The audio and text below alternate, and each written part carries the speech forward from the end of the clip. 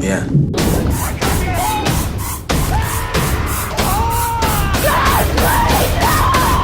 Desde las aterradoras profundidades del océano, en 1975, Tiburón llegó a los cines, y la carrera de su joven y prometedor director, Steven Spielberg, nunca más sería la misma. Fue la producción más dura de mi carrera, y aún tengo pesadillas con ella. Pues ya de entrada les cuento que la película original recaudó unos 472 millones de dólares contra su presupuesto de apenas 9 millones. Así es, señora. La historia sigue a tres hombres bastante diferentes que se unen para detener a un enorme tiburón blanco que está amenazando la isla vacacional de Amity. Jaws, o Tiburón, como se la conoce en Latinoamérica, se convirtió en un clásico instantáneo, generando una gran tetralogía que revisaremos en este video, junto con algunos datos bastante curiosos. Así que ponte cómodo, agarra papitas y refresco y... ¡comencemos!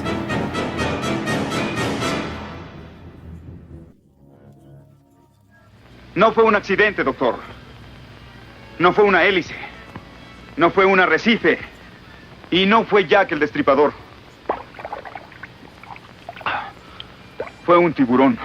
La idea de Tiburón surgió de la mente del autor estadounidense Peter Benchley, quien en 1971 enfrentaba tiempos difíciles como escritor independiente. Con una fascinación por los tiburones, Peter le propuso la idea de un tiburón aterrorizando a una ciudad costera al editor Thomas Congdon. Y aunque la idea fue aceptada, Peter tuvo problemas para escribir la historia. El autor, presionado por sus necesidades económicas, hizo apresuradamente un manuscrito, que no cumplió las expectativas del editor, pero tras un año y medio de esfuerzo, Peter finalmente logró escribir el libro, el cual fue titulado Jaws, o lo que vendría a ser Mandíbulas.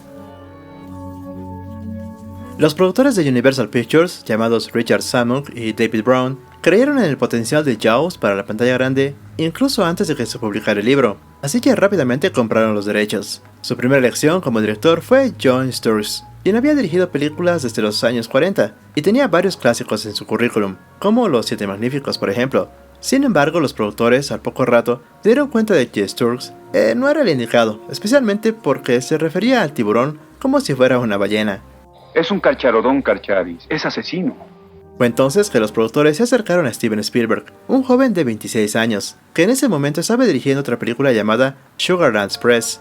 Al escuchar por primera vez el título de Jaws o Mandíbulas, Spielberg creyó que la historia se trataba de un dentista o algo así. Sin embargo, al leer el libro, notó similitudes con una película para televisión que había dirigido en 1971, la cual se llamaba Duel, donde un camión perseguía a un hombre solitario.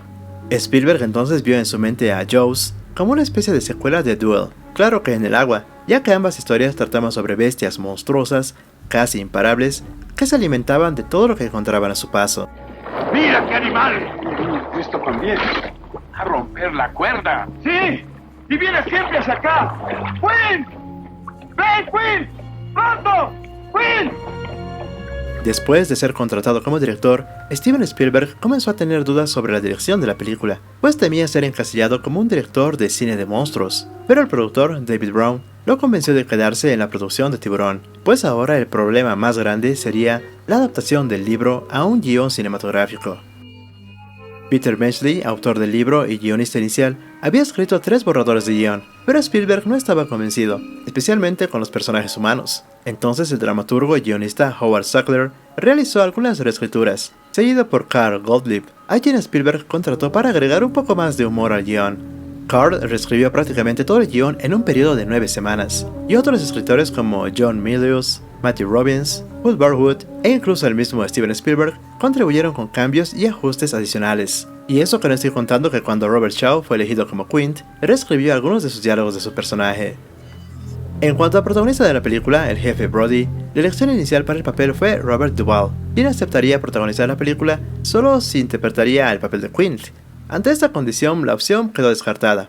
Luego, Charlton Heston también expresó su interés en el papel de Brody, pero Spielberg consideró que su presencia era demasiado imponente dada su fama en Hollywood, además que quedó bastante encasillado en el papel de Taylor en El planeta de los simios, y no encajaría muy bien como un modesto jefe de policía.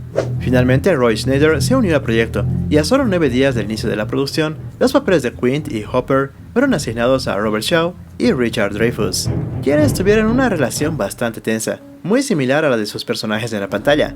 Shaw se burlaba demasiado de Dreyfus, incluso tratando de presionarlo para que realizara acrobacias peligrosas. Spielberg, tiempo después, admitiría que esta tensión contribuyó a las actuaciones de ambos en pantalla, pero también creó un ambiente bastante tenso durante el rodaje. Pero bueno, con todo listo, el rodaje inicialmente estaba programado para durar 55 días, pero debido a las dificultades de filmar con agua, esto se extendió hasta 159 días. A pesar de ser avanzados tecnológicamente para esa época, los tiburones mecánicos tuvieron problemas constantes durante el rodaje. ¿La jaula entra al agua?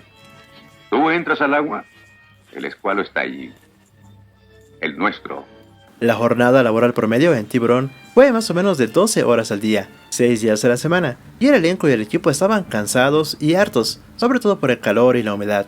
Me sugirieron que la filmara en un gran tanque, en la parte de atrás del estudio, o en un lago, cuyas aguas son más tranquilas. Pero fui yo quien insistió en rodarla en el Océano Atlántico, una auténtica locura. Los problemas con los tiburones mecánicos y la filmación en el océano llevaron a un aumento en el presupuesto de la película, siendo inicialmente de $4 millones, terminando, como lo dije, en 9 millones. Como los tiburones mecánicos tenían muchas fallas, bastantes escenas del animal que vemos en la película son en realidad imágenes filmadas por documentalistas que fueron vendidas a la producción, y así se pudo ahorrar algo de tiempo. Hablando de la música, la banda sonora de la película fue compuesta por el genial e inolvidable John Williams, el cual ayudó a aumentar la tensión en varias escenas, con solamente 2 o 3 notas, incluso cuando el tiburón no estaba en pantalla. Y aún hoy en día sus notas, las de siguen siendo usadas en cientos de parodias y fanfilms. Pero bueno, Tiburón, al ser una película básicamente de monstruos, iba a tener una calificación inicial de apta para mayores de 18 años, pero el estudio quería una clasificación más amigable, por lo cual se hicieron varios ajustes de edición, trucando algunas mutilaciones o muertes fuertes, hasta llegar a una clasificación de apta para el público en general. Sin embargo, en varios países de Sudamérica fue calificada como apta para mayores de 13 años, por lo cual en su momento no pude ver esta película. Y bueno, luego de mucha muerte y sangre, además de intentos fallidos de cazar al tiburonazo, este queda con una botella atascada entre sus dientes y se dirige hacia Brody, y le dispara con la intención de reventar la botella presurizada, acierta el tiro y hace estallar al tiburón en 1000 pedazos. Y el policía sonríe aliviado mientras los restos del enorme escualo se van hundiendo. Hopper vuelve a emerger del agua y se ríe junto a Brody, felices de haber puesto fin a la pesadilla, y con la ayuda de unos barriles los dos nadan de vuelta a la costa. Luego del estreno y éxito crítico de la película, Spielberg sentía que estaba destinado a ganar una nominación a Mejor Director en los premios de la Academia. Sin embargo, para sorpresa de todos, Steven no fue nominado. Pero aún así la película ganó 3 premios a Mejor Edición, Mejor Sonido y Mejor Banda Sonora, sin mencionar los muchos otros premios que recibió a lo largo de estos años. Obviamente el estudio y el mismo Spielberg querían ir por todo con una secuela, la cual llegaría solamente un par de años después.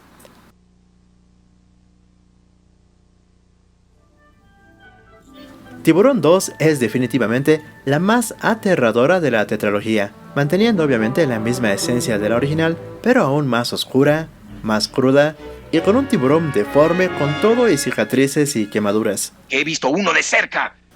La historia se hizo aún más simple, ya que va de Martin Brody, quien sufre de ataques de nervios mientras intenta convencer a todos de que un nuevo tiburón se acerca a las costas.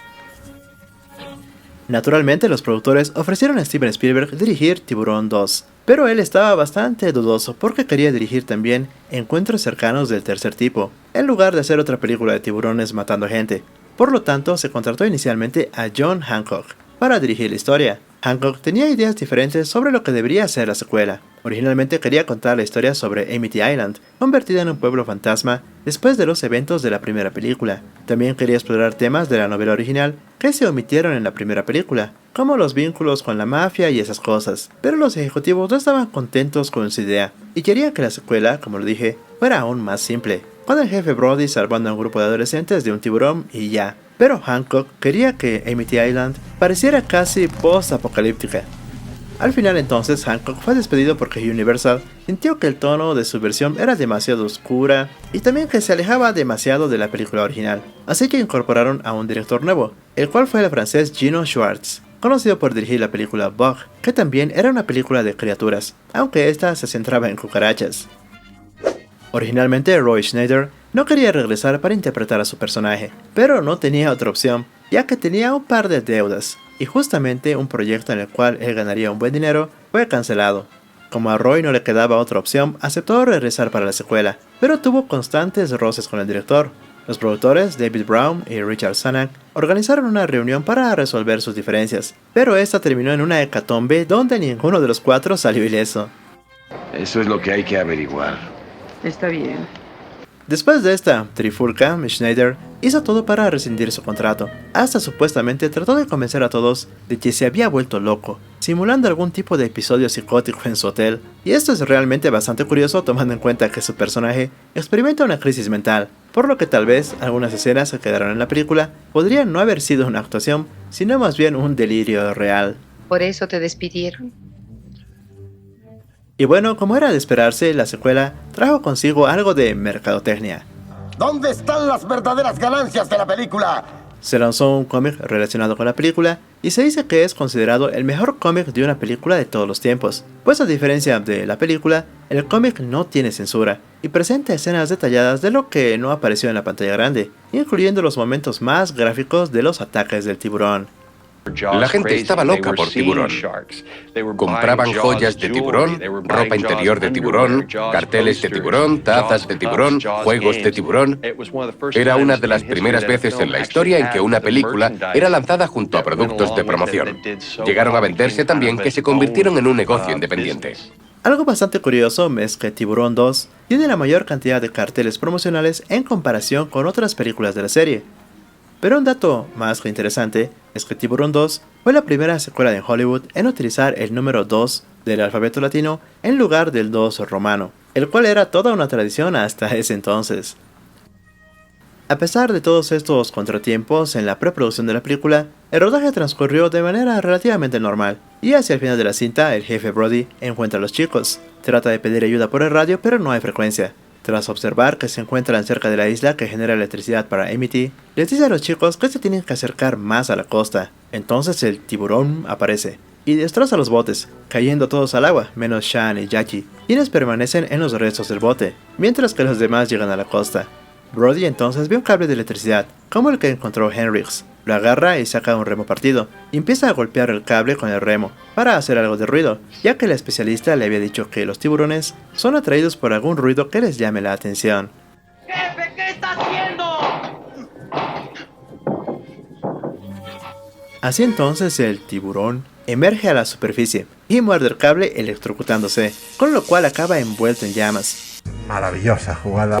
Después, todos tranquilos por la muerte del tiburón, esperan en la isla a que los rescaten, mientras Shan le dice a su padre que Mikey lo obligó a venir, y finalmente el padre perdona a ambos. Tiburón 2 originalmente se concibió como una precuela centrada en el personaje de Quint durante su juventud en la Segunda Guerra Mundial. Sin embargo, los productores optaron por avanzar la historia, llevándola de regreso a Amity Island, junto con la familia Brody. A pesar de algunas inconsistencias, sobre todo en las edades de los personajes, Tiburón 2 recaudó un total de $208 millones, contra su presupuesto de unos 20 millones. Así que era obvio que tendríamos una tercera parte, pero esta vez los productores debían llevar la clásica trama a una nueva dimensión. Tiburón 3D prometió llevar a las audiencias más allá de los límites del 2D. En 1983, la película abandonó el formato bidimensional para sumergirse en una experiencia tridimensional, ofreciendo a los espectadores la oportunidad de acercarse aún más a la imponente bestia afilada. Aunque la premisa suena increíble, la realidad fue otra cosa, pues los efectos 3D fueron bastante pésimos. La trama era débil y hubo una sensación de ser más un anuncio exagerado de SeaWorld que una continuación épica de la franquicia.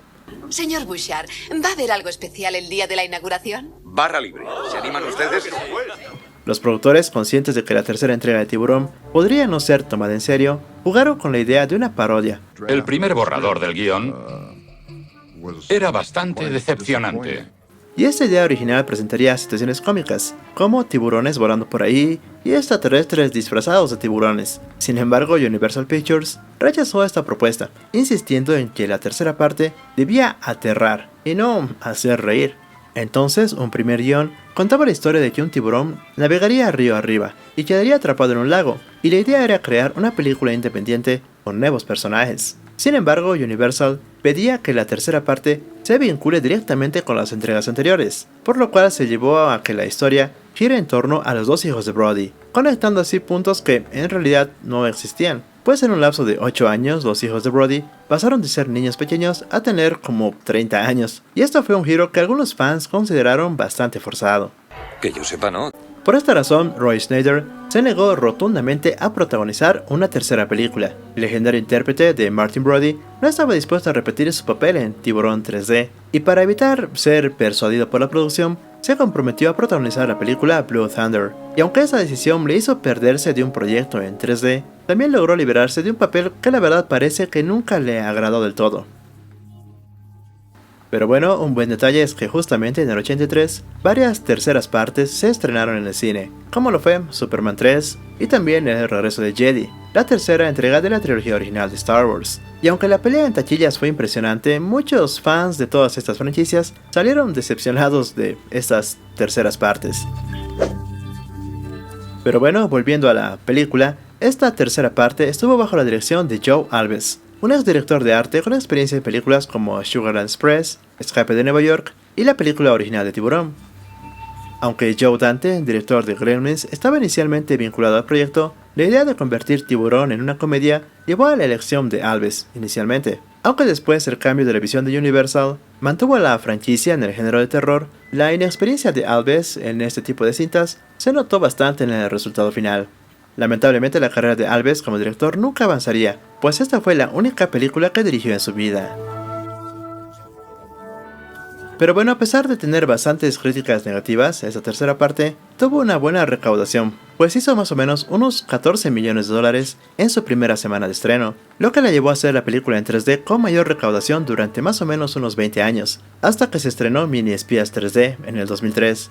Así que si toman en cuenta ese detalle, sin importar cuánto la gente se queje de Tiburón 3D, nada puede cambiar el hecho de que durante 20 años seguidos fue la película en 3D más taquillera de todos los tiempos. ¡No se ve una mierda! Ahora bien, los fans de Volver al Futuro estarán interesados en saber que Tiburón 3D presentó a la actriz Lea Thompson en su primer papel cinematográfico, interpretando a Kelly, una empleada de SeaWorld, y también interés amoroso del personaje de Shaw Brody. En cuanto a la mercadería, se lanzaron una serie de tarjetas coleccionables hechas por Topps. Esas tarjetas se destacan porque muchas se imprimieron en 3D, siguiendo el tema de la película. Sin embargo, algunas solo mostraban elementos de la película sin ningún contexto, pero igual, hoy en día, son piezas bastante codiciadas por los fans de la serie. Acercándonos hacia el final de la historia, Mike, el hijo de Martin Brody, y Kay se reúnen con Calvin en la sala de control, pero el tiburón aparece delante de la ventana y rompe el cristal, haciendo que se inunde el local y uno de los técnicos queda inconsciente. Calvin se las arregla para nadar y rescatar al técnico inconsciente, pero otro técnico es comido por el tiburón en este proceso. Mike se da cuenta que el cadáver de Fitzroy en la garganta del tiburón aún tiene una granada en la mano, por lo cual Mike utiliza un poste para tirar del pasador de la granada, matando así finalmente al tiburón. Y finalmente Mike y Kai escapan a la superficie y se reúnen felizmente con los delfines Cindy y Sandy. Como lo dije, la tercera parte fue una decepción en todos los sentidos. Quizá lo mejor es la química entre Dennis Quaid y Louis Gossett, lo que les valió para protagonizar tiempo después la película Enemigo Mío. Pero bueno, a pesar de este golpe bajo en 3D, la franquicia de Tiburón estaba lista para su venganza en una nueva entrega. Ya en 1987, la cuarta entrega de la franquicia de Tiburón fue titulada Tiburón: La Venganza, la cual es definitivamente la entrada más singular de la serie. Lo sabía. En esta ocasión se cuenta que Martin Brody ha fallecido de un ataque al corazón a causa de sus traumas. Entonces aparece un nuevo tiburón en versión de bestia vengativa que no se detendrá ante nada para devorar exclusivamente a la familia Brody, siguiéndolos desde Amity Island hasta las Bahamas. ¿A dónde vas? ¡A ninguna parte! Y en esta ocasión se transformó al tiburón en una especie de supervillano, pues se da a entender que este tiburón está poseído y busca venganza contra la familia Brody. Entiendo que esto de la posesión puede sonar medio sobrenatural, pues no se explicó muy bien en la película, pero en la novelización, escrita por Hank Shirless, Se aclara que el tiburón está controlado por los 7 siniestros poderes del vudú, a manos de un médico brujo llamado Papa Jax, en las Bahamas. Jax usa su magia negra para maldecir a la familia Brody, convirtiendo al tiburón en un simple peón en esta historia. Este enfoque del vudú es bastante interesante, aunque llevó a la película a territorios un tanto más sobrenaturales. Algo que no tiene mucho que ver con las películas anteriores de Tiburón, las cuales siempre han sido producciones del estilo de monstruos de serie B. Bien, estás aprendiendo. A pesar de que comúnmente se conoce a Tiburón La Venganza como Tiburón 4, debido a que es la 4ª entrega, en realidad se ignora por completo todos los eventos de Tiburón 3, y es más bien como una tercera parte alternativa. Por ejemplo, el personaje de Michael Brody, ingeniero de equipos en SeaWorld en Tiburón 3D, en esta película es un biólogo marino que estudia la vida marina en las Bahamas. En Tiburón 3D tenía una compañera llamada Catherine, mientras que en La Venganza tiene una esposa llamada Carla y una hija llamada Thea. En Tiburón 3D conocemos al hijo menor, Sean Brody, quien tiene fobia al mar y no se acerca al agua, mientras que en La Venganza ahora es un diputado de Amity Island y claramente no tiene problemas con el agua, al menos antes de ser atacado. Durante la producción de la película, esta fue titulada como Tiburón El Regreso, e incluso la apodaron como Tiburón 87, lo que en su momento confundió a varios curiosos que andaban cerca de las filmaciones porque pensaron que ya se habían hecho otras 83 películas de Tiburón. Pero bueno, un buen detalle es que el ahora actorazo Michael Caine protagonizó la película para financiar la construcción de su casa, y aunque admitió que la película era terrible, al menos la casa que construyó con su salario fue lo bastante cómoda como para vivir un buen tiempo. ¿Perdón? Pero bueno, gracias a los avances en el entretenimiento, se lanzó un videojuego de la película para Nintendo, el cual llevaba el nombre simplemente de Tiburón, aunque en la portada de la caja se usaba el póster de Tiburón La Venganza. En el juego eres un buzo en un barco que se sumerge en el mar, no solamente para matar tiburones, sino a toda la vida marina. Esta masacre en el lecho marino no tiene explicación, y luego en el juego estás en un avión volando sobre el océano, lanzando bombas para matar a más peces, e incluso puedes embestir al tiburón con tu barco. Al parecer la idea de este juego era de que tomes muy en serio eso de vengarse, y tal vez esa fue la causa por la que este juego no impactó profundamente en los fans de la película. Algo que de seguro no sabías es que Universal Pictures, para ir a lo seguro, eliminaron varias tramas secundarias en el guión, como la mencionada trama del vudú. Además había una subtrama en la que Ellen Brody tendría el deseo de ir a las Bahamas para superar la pérdida de su hijo, pero terminaría envuelta en un lío de gángsters y narcotraficantes. Y creo que esa subtrama habría contrastado demasiado con el enfoque sobrenatural de la 4ª parte. Tal vez por esta razón, después de un pase de prueba, algunos miembros de la audiencia señalaron que encontraron algunos puntos de la trama que eran bastante inexplicables. Por esta razón, en un intento de darle algo de coherencia a algunas lagunas de guión, a última hora se creó una secuencia de títulos alternativa al principio de la película, donde un narrador hablaba sobre el dilema del hombre frente al destino y eventos inexplicables a lo largo de la historia y bla bla bla. Esto supongo además para sumergir un poco más a la audiencia en el tono que tendría esta 4ª parte. Y bueno, para terminar con esta épica aventura acuática, Mike sigue el plan de Jake para matar al tiburón, así que apunta al escualo con una máquina que genera impulsos eléctricos, haciendo que el tiburón empiece a saltar fuera del agua. Ellen empieza a dirigir el velero toda rabiosa hacia el tiburón, mientras piensa en la muerte de Sean, el ataque del tiburón en Thea y cuando su marido mató al primer tiburón. Entonces el barco empala al escualo, causando una explosión, y el cadáver del tiburón se hunde una vez más hasta el fondo del mar. ¡Suerte de principiante! Finalmente Ellen se regresa a Amity y se despide de Mike, Carla y Thea, dando así fin, de una vez por todas, a todos estos sangrientos encuentros marinos. Pero lo que no sabías es que hay un final alternativo, en el que Ellen empala al tiburón con la parte delantera del barco, haciendo que este se retuerza, escupiendo sangre hasta que finalmente muere. Esta escena se consideró demasiado sangrienta, y de alguna manera despertaría en la audiencia algo de empatía por el tiburón, al verlo sufrir lentamente. Así que se cambió el final por el que todos conocemos, a pesar de que resultó un poco anticlimático y explosivo. Tiburón La Venganza fue un gran fracaso en taquilla, en comparación con las entregas anteriores de la franquicia, pues nada más ganó unos $50 millones, contra su presupuesto de 29 millones, lo que, si bien generó ganancias, fueron bastante justas, y quedó muy lejos del éxito de las películas anteriores. El mayor logro de Tiburón fue crear al monstruo del éxito del verano. Creo que si volviera a estrenarse, la gente volvería a hacer cola para verla. Pero como último dato relacionado con Volver al Futuro, en la escena de 2015 alternativo se muestra un holograma publicitario de Tiburón 19, bajo el lema de "Esta vez es realmente personal", haciendo obviamente alusión a Tiburón la Venganza. Y por cierto, también en la misma secuencia, aparece el VHS de Tiburón 2 en la tienda de antigüedades. Eso está pesado. Para muchos fans, las primeras dos películas de Tiburón son bastante buenas, y la tercera y la cuarta no son más que bodrios olvidables, pero creo que todas tienen lo suyo. Ahora que si opinas diferente, pues deja tus comentarios que los leo todos. Comparte este video con tus amigos y familiares, y no olvides dejar tu buen like. Nos vemos en el siguiente video acá en Los 80s.